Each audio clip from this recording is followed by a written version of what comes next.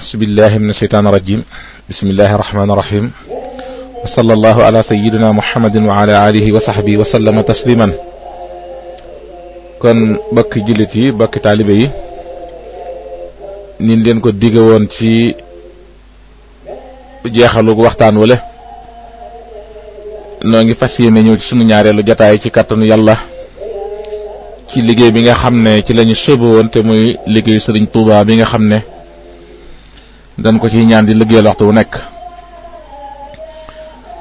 xam ngeen ne toppoo dañu ak yéen téere bu njëkk ba ba egsi ci soxna soosu nga xam ne moo jëndoon kopp bi jox ko Sëriñ Tuubaa hadiya te Sëriñ Tuubaa radiyallahu anhu laaj ko loo ci jublu mu ne ko dama ko romb mu rafet rek ma jëndal la ko. sëriñ bi ne ko kopp bi amee nga ci loo xam ne lu dul kopp bi mënu la koo may.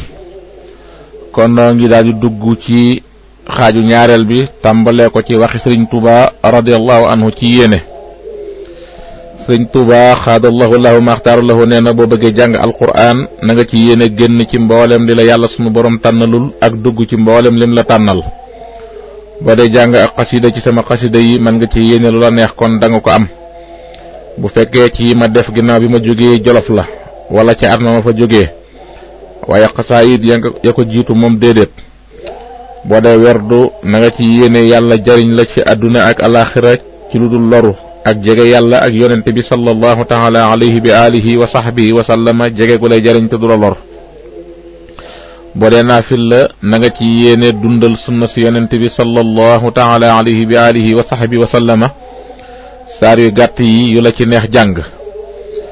sëriñ bi nee na ku bëgg yàlla jox ko lim bëgg ci àdduna ak alaxira nay toppi ndigalam.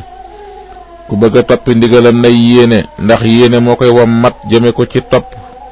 ku bëgg yàlla di ko fegal lum ragal ak lum sib nay teet ay tereem ku bëgg a teet ay tereem nay yéene ndax yéene moo koy wom mat jëme ko ci teet tere yi.